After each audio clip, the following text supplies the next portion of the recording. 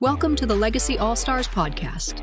We feature inspirational stories from people who dedicate themselves to helping others. Here is your host, Alan Pavlosky. Hey everybody, thanks for tuning in. Welcome back to the Legacy All-Stars podcast. I am your host, Alan Pavlosky. Today's guest is J. Israel Greene. J. Israel Greene is the founder and chief culture strategist of Mosaic Worx, a culture strategy and leadership development firm. His work centers on helping organizations shift culture through intentional leadership moments, guiding leaders to move from reactive leadership to grounded, human-centered presence that builds trust, psychological safety, and long-term impact. Today, we will discuss the concept that leadership today isn't just about vision, execution, or results. It's about presence. It's about how leaders show up in moments of tension, uncertainty, and human connection. My special guest today helps leaders slow down just enough to lead with intention and courage, and to understand that culture isn't built in mission statements, it's built in everyday moments. Today we're exploring how legacy is shaped not by titles or outcomes, but by how leaders choose to connect, listen, and lead when it matters most. Welcome to the show. Good to see you. Alan, thank you so much. I appreciate it and looking forward to the conversation. Absolutely. I've been looking forward to this for quite some time, since we first connected. I want to start with an important question about your core philosophy. I want to go right to it. What does moving from performance to presence look like in day-to-day leadership? Jumping into the deep end right off the bat. Right in. For me, it is about the moments that matter. And it looks like leaders getting out of what I would describe as prove it mode. We always go through these different modes throughout our day, and going in from prove it mode to what I would describe as be with people mode. And that's less about managing, what people think about you, managing the impressions, and more about managing impact. And you're listening to understand and not to reload to say what you're going to say the second time around. So we have to understand that we aren't performing leadership. We're really practicing it in those moments. And I say we because this is something that even in my practice and in my coaching, I have to remember to model and do. So presence, it sounds simple, but it's actually radical in a world that rewards being busy over really being human. Yeah, absolutely. I always tell my staff and other people that, what other people think of me is none of my business. And I try to live by that. And I think my sanity is much better as a result. Yeah, and it's hard sometimes. We miss those moments. Yeah, for sure. Why do you think capable leaders struggle with this shift from, to really focus on presence? The biggest reason I believe is that performance gets rewarded early. You come in on time, you produce 101 widgets when, 95 is what's required of you. You hit the numbers and suddenly you're promoted. And, it's about titles, promotions, gold stars, and we reward volume, but then we elevate the people and don't give them any of the human tools to actually be effective in their role as a leader, as a manager. And the average, if you think about it, there's a stat that says the average executive spends about 3/4 of their day dealing with people. And the same study, it's from Stanford, it shows that 87% of a person's success is driven by people knowledge, and only 13% comes from product or technical knowledge. So even in that situation, organizations, they still invest heavily in product, process, and performance, and very little in what I call the critical skills. And this is what we used to dismiss as those soft skills, even though they're anything but soft. So when leaders are asked to shift from performance to presence, it feels a bit risky. And that presence requires slowing down. It requires people, when they do slow down, to not feel like it's dangerous when you're being rewarded your whole career for the output. And then on top of that, nobody really teaches leaders how to sit in what I would describe as discomfort. Yeah. We teach them how to PowerPoint it, but to be able to sit with that discomfort for a bit, that's that growth zone, so to speak. Yeah. Boy, one of my favorite concepts from business school, you just triggered it in me, is Peter principle. And that is that I mean, this goes along with what you're saying. You know, people get promoted, and then by the time they get to that next level, they're not competent to perform that duty that they're being asked to perform because they haven't been given the tools along the way. Do you ever comment on the Peter Principle or teach that in your coaching? Not by name, but the concept of it we do. And it's so frustrating because people, they want this role, they want to get promoted, and then you set them up for failure because you're not giving them any of the tools to be able to succeed. And, as you think about how do you interact in those moments of stress, those moments of tension, and how do you show up? And it's important to really equip the individuals for that. Yeah, for sure. Let's discuss how leaders can avoid leading through tension and resistance, because I know that's something really big in your world. What causes leaders to become reactive? For me, I believe that if I had to put it in a word, it would probably be fear. I say that I think it's the fear of losing control, the fear of losing credibility or being exposed.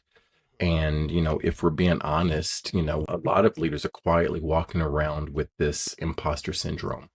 There was a Corn Ferry report, came out either last year or 2024. The older I get, the years kind of start bleeding into each other. Yeah, tell me about Uh, but this study, it found that 71% of CEOs experience symptoms of imposter syndrome.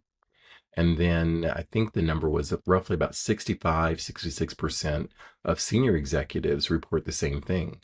So the problem is we don't normalize that conversation. And instead, leaders start putting on this armor because they feel like they have to show up in a way. The armor is there to protect their credibility. The armor is there to make sure no one sees the cracks. And when leaders feel threatened, their nervous system takes the wheel. And that's when curiosity leaves the room. And then that defensiveness comes in and it grabs the mic. So in those moments, the need to protect credibility or control, that far outweighs the ability to just simply be human. And that's usually when that reactivity shows up. for sure. How can leaders stay grounded under pressure? Can you give us some tips on that? The biggest piece, I think, is, if I had to frame it, it would be pause before you pounce. And it's literally, a breath buys you choice. And this is something that I teach a lot of leaders in the coaching that we do. Grounded leaders, they learn to notice what's getting activated in them before they respond. And that's that emotional intelligence in action that you kind of spoke about in the beginning as we were chatting before this. That pressure doesn't just reveal character, it reveals regulation. And you got to take advantage of that moment to just take a breath, take a beat, and pause before that response is there. Find in practice that pause definitely helps me get a better outcome. If I get an email or something that feels personal or offensive, I try to make it a practice. And frankly, my wife has pushed me to this practice, so I got to give her credit. Pushed me to the practice of, taking a pause, taking a breath, and then slowing down my reaction and thinking about what the intention was coming from the other side. Because Yeah. oftentimes the intention of the person that was giving the message might have been clouded by whatever they were going through at that moment. And so I always find that taking a breath and taking a beat is really important. Yeah. And when you think about our days and how we navigate, we go through with so much baggage, for lack of a better word, that we carry and that comes into the room with us. And you can sometimes feel it when people walk in the room, all the lights go off in the room. And then on the flip side of that coin, you can feel it sometimes when people walk in and they just light up the room where they've had a great day.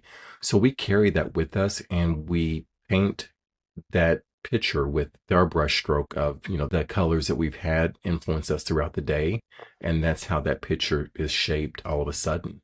And it's to no fault of the person that we're interacting with, but we bring it with us. And it's not even sometimes about the day. Sometimes it's about previous experiences that we have to be cognizant of. And once again, that goes back to a high level of self-awareness and understanding what triggers us, what are those pressure points, and to be able to let those go. And in that moment, that breath, that beat that you're talking about, it allows us to, deregulate. And I talk a lot about the ladder of inference. What assumptions am I making here? and walking back down that ladder. I like that. Could you give a little more granular detail on that concept? Because I really love that idea. Yeah, so the ladder inference basically identifies these rungs of a ladder. If you think about how fast you move up the ladder, and each rung means something different, but it really starts off at the base with about observations. And, what is true? What do we observe? What do we see? What do we hear? And the higher up we go, depending on how quickly we go, we associate our assumptions. We paint, all of a sudden this picture with our beliefs, what influences us. And we start creating this narrative and this story, not based off of the observations, but based off the assumptions that we apply to something and then the decisions based off of that. And the whole idea and the concept is to slow down going up the ladder and to come back down and making sure that we are really going to the observable facts and not really adding context to something based off of that experience. And far too quickly do we just climb the ladder. We make the decision based off of the assumptions we tell ourselves this story. So let's say that you and I are communicating and you don't respond to my emails in a timely manner. In my mind, if I've got some baggage where maybe I've had a boss ignore me and then there was something tied to it, I may think that you're doing the same thing. And that's not exactly what you're doing. You could be out sick, you could be in a meeting or any number of things, but all of a sudden I've tied these pieces to it that are my experience and my emotional baggage. Yeah. I mean, manage your expectations is a good policy as well. People have Yeah. lives, people have things they're going through. And so I love that. Thank you for sharing that about the ladder concept. You have spoken about how culture is built in everyday moments. Can you share an example of a small moment that shifted culture? Yeah, this is something that I wholeheartedly believe, and we have to really be cognizant of the moments in which we show up. And one of the things that I witnessed that has stuck with me, I watched a leader follow up. We're in a team meeting, and something took place in the meeting, and they fired back at this young lady. And it was a tough meeting where, he was quite curt, and to no fault of the young lady that he was curt to. And on the team, he came back and we had the team meeting the following week. And he says, you know what, I've been thinking about how I handled that situation and I missed the mark and I apologize. And he apologized to her in that moment in front of the entire team. So what mattered most of that is that he didn't pull her aside and say this privately. He owned it. He owned it in the next team meeting in front of everyone.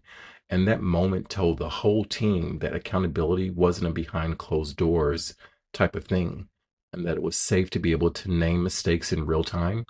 And it wasn't a long message, but it fundamentally shifted how safe people felt, being able to bring up the hard, difficult things.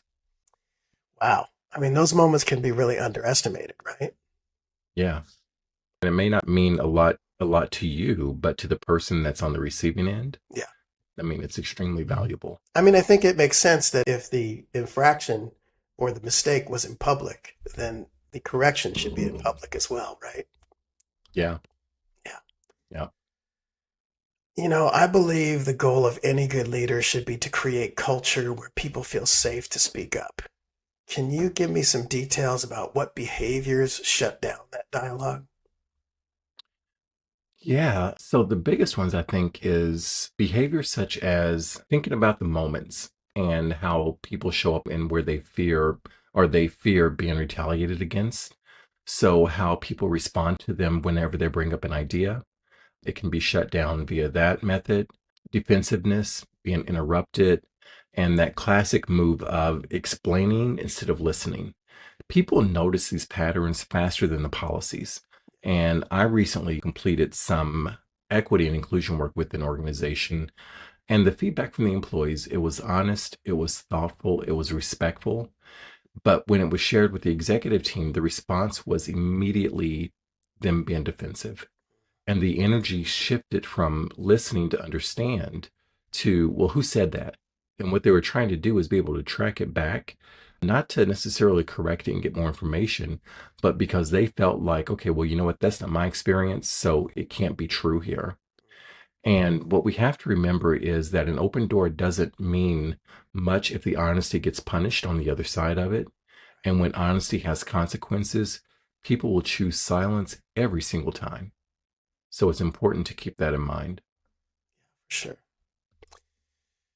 That brings me to kind of another dovetailed question here. What does psychological safety look like in practice? I would say that it looks like people disagreeing without disappearing. And what I mean by that, it's when that feedback is offered and it's offered respectfully. I want to make sure that I throw that caveat in there. It doesn't come with a career risk. And just to be clear, the psychological safety doesn't mean you walk into your CEO's office and announce you've got some feedback, you flip over a table and start cussing folks out. That's not courage. That's not employment. But what it does mean is that people can speak up, they can challenge ideas, and they can raise concerns without fear of retaliation. And there's, as we talk about psychological safety, we bring a lot of data points to this. I've got my Lean Six Sigma. One of the things we talk about is in God we trust, all others must bring data. So we're constantly throwing data out there. And that's a Deming quote. But there's Google research that shows teams with high psychological safety, they outperform other teams by as much as 27%. Makes And sense. more importantly than that is that people stop carrying this stress home like it's this unpaid overtime. So psychological safety is paramount for organizations, and they just don't realize it or put enough emphasis on it. Makes total sense. Let's talk about inclusion as a leadership practice. And again, you and I have had this discussion Yes. before. Inclusion for me is a smart way to operate a business because you get a diversity of opinions, you get a diversity of cultures represented in your organization. It just helps the business grow. But Yep. let's talk about this. What is the difference between talking about versus embodying inclusion?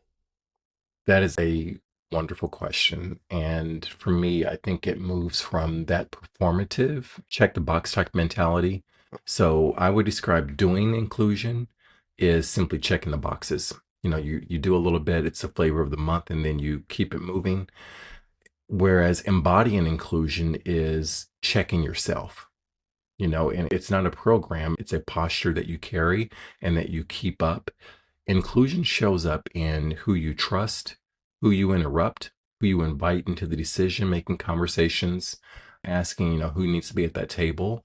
That's how it's done. And that's how we have to think about it and really be asking ourselves in all of those scenarios, who else needs to be here at this table? What other voices have we not heard?